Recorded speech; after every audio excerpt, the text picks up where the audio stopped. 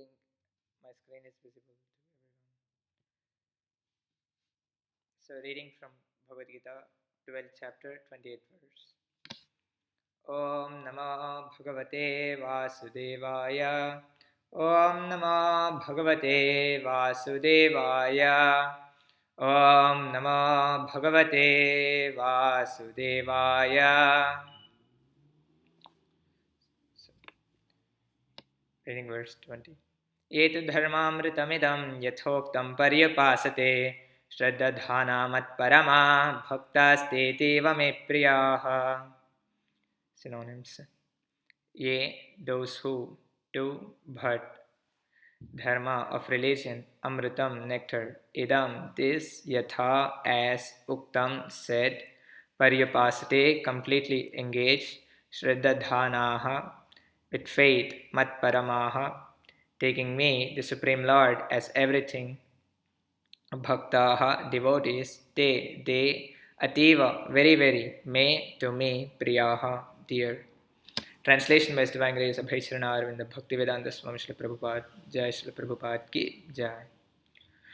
Translation.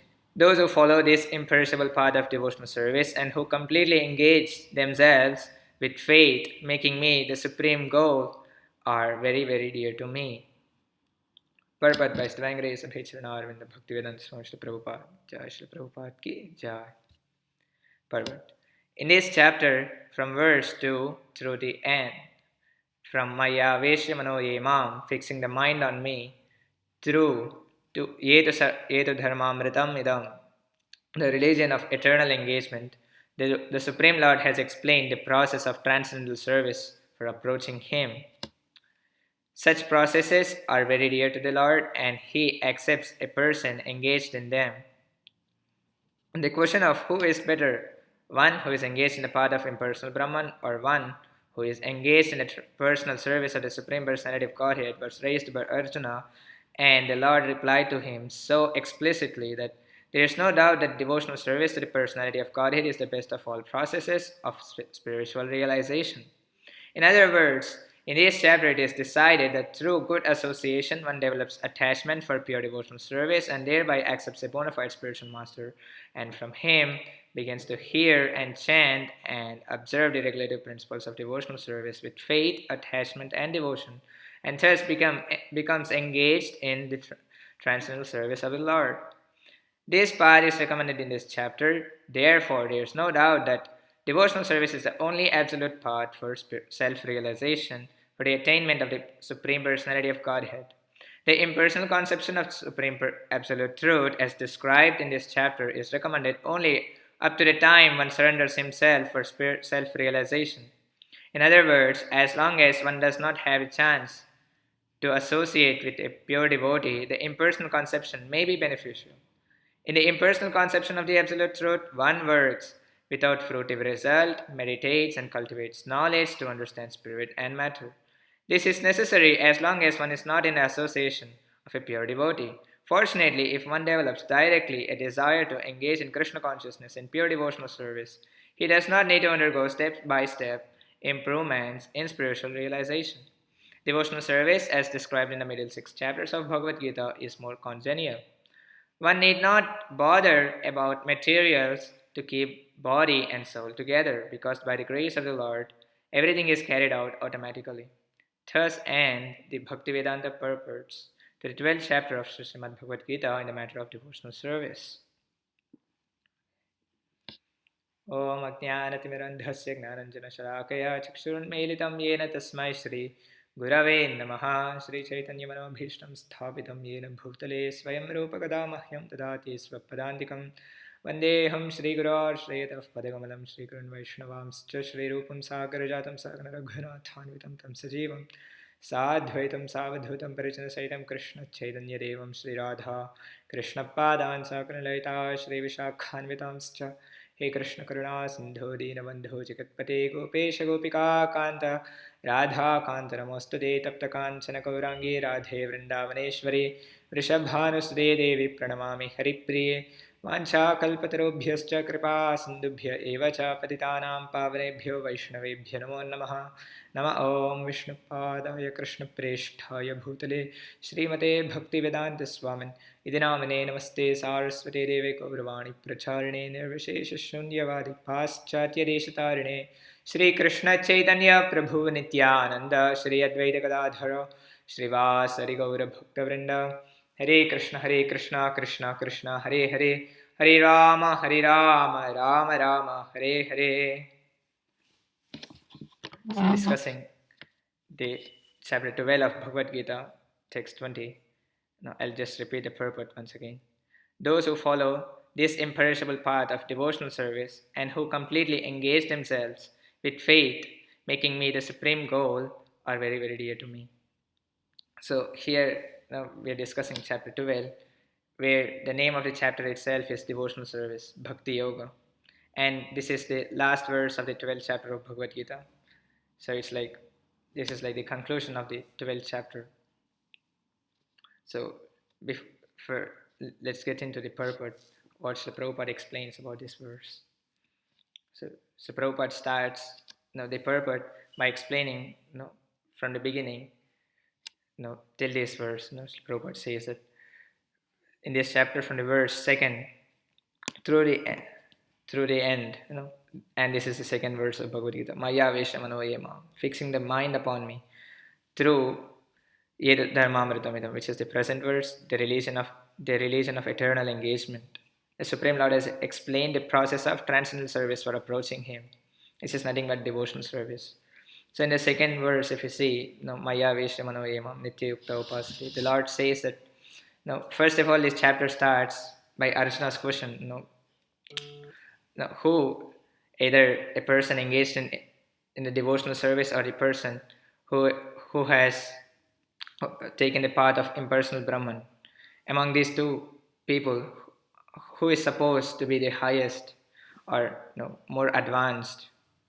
So in the second verse, the Lord straight away answers the question as, those who are engaged in my personal devotional service are him I consider him the greatest. The second verse, you see, the Supreme Personality of Godhead said that those who fix their minds on my personal form and are always engaged in worshipping me with great and transcendental faith are considered by me to be the most perfect. So we can understand that in the second verse itself, the Lord declared that those who follow the process of devotional service are the highest and are the most perfect people. So here we see that from the verse 2nd to the last verse, the Supreme Lord has explained the process of transcendental service for approaching Him. So approaching Him is like approaching God. And there may be many religions of approaching the Lord. And especially if we consider the Vedic religion or Sanatana Dharma, there are three ways of approaching the Supreme Personality of Godhead, as explained in Bhagavatam as Vadanti tat tattva vidas tattvam yat jnanam advayam brahmeti paramatmeti bhagavan iti shabdati. Brahman, Paramatma and Bhagavan. So these are the three ways of approaching the Lord. And here it's like the Lord is telling in this chapter especially that the conception of Bhagavan, understanding the Supreme Personality of Godhead as a person, is the highest realization or the highest approach. So here the Srila Prabhupada continues as, such processes, the devotional service, are very dear to the Lord and He accepts a person engaged in them. So who are all engaged, some people may be engaged in the impersonal realization and some people may be engaged in personal realization. These are the two realizations which we have.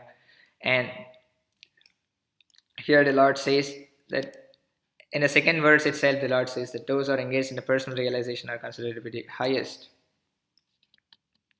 And it doesn't mean that those who perceive the impersonal realization or the feature of the Absolute Truth are rejected by the Supreme Lord. No. In this sentence, the Prabhupada clearly says that both are very dear to Him. No. There is no difference. But in perception, the personal feature, perceiving the personal feature of the Supreme Lord is considered the highest. Okay, let's continue.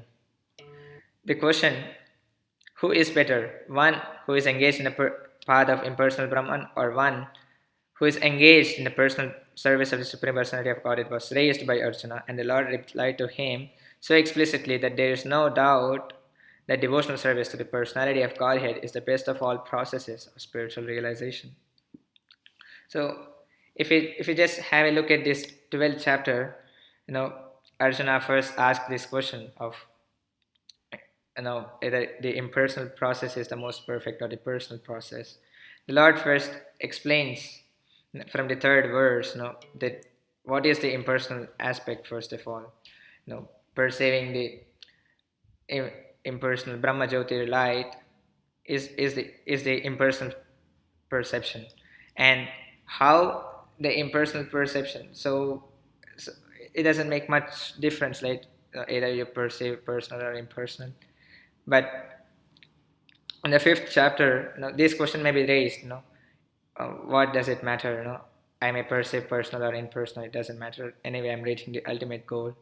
I'm not going to. I'm not degrading by perceiving the personal path. One may consider, but the Lord says that in this chapter itself, in the fifth verse, that kleshodhikatarastesham, the impersonal conception is not it's very difficult. It's like undergoing austerity.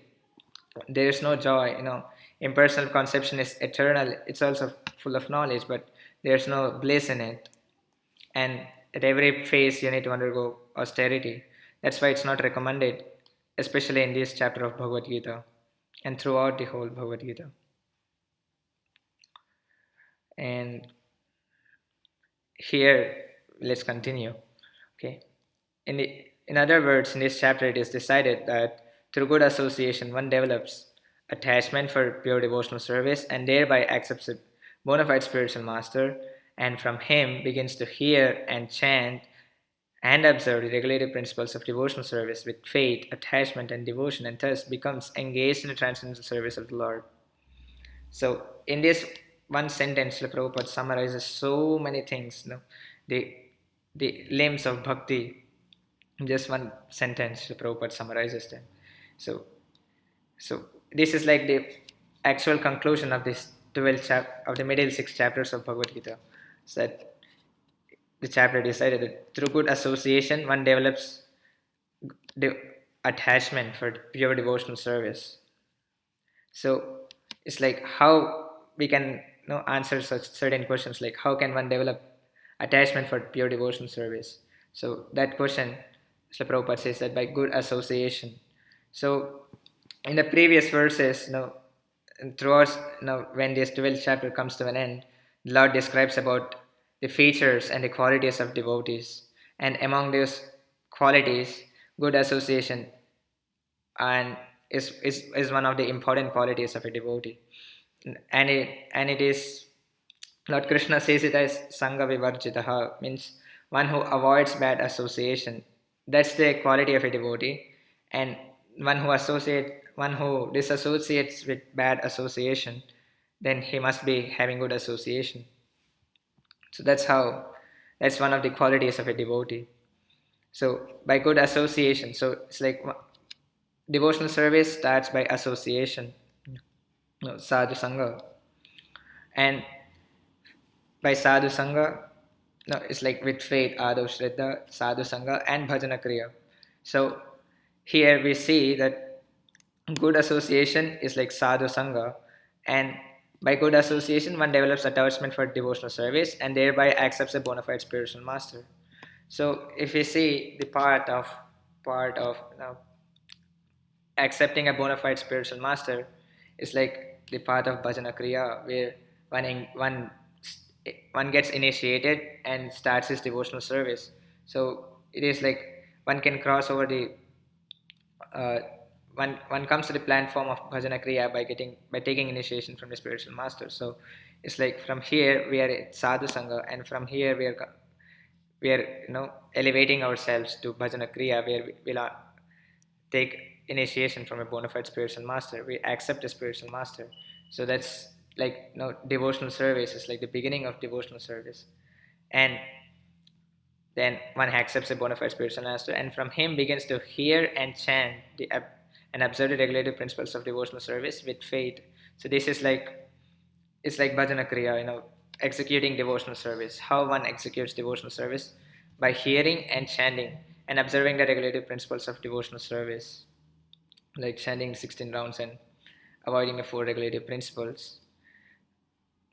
One follows regulative principles and chants and hears with faith, attachment, and devotion, and thus becomes engaged in the transcendental service of the Lord. So by this process, we elevate ourselves to the platform of developing an attachment to the Supreme Lord, and then we'll be achieving love of God. So this is like, in this one simple paragraph, Srila Prabhupada covers the limbs of bhakti, or the stages of bhakti, from faith to love of God. How one can achieve it. That's Srila Prabhupada covers in this paragraph. And okay, then let's continue. This path is recommended in this chapter. Therefore, there is no doubt that devotional service is the only absolute path for self-realization and the attainment of the Supreme Personality of Godhead. So, on basis of all these points, it is concluded that devotional service is the only absolute path. Means, you're sure to get love of God by only devotional service for attainment of the Supreme Personality of Godhead. So till here, we have discussed about the personal conception of the Absolute Truth, and Srila Prabhupada explains about the personal feature, the benefits, and how one can achieve love of God by practicing devotional service. Now, Srila Prabhupada from here, he describes about impersonal conception, perceiving the impersonal conception, and to what extent impersonal conception is authorized. Srila Prabhupada explains from here. So let's see. The impersonal conception of the Supreme Absolute Truth, as described in this chapter, is recommended only up to the time one surrenders himself for self-realization.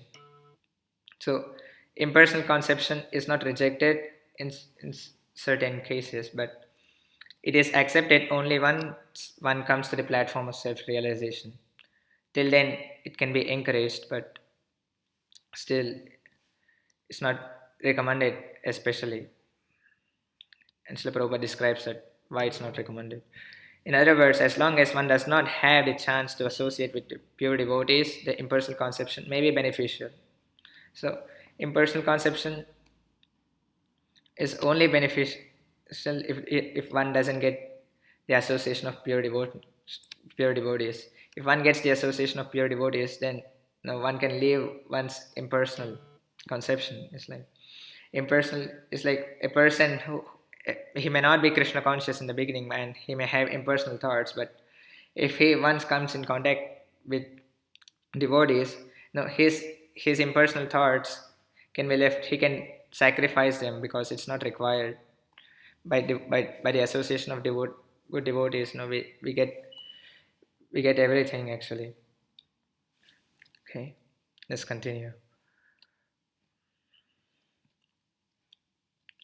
This is necessary as long as one is not in the association of pure devotees.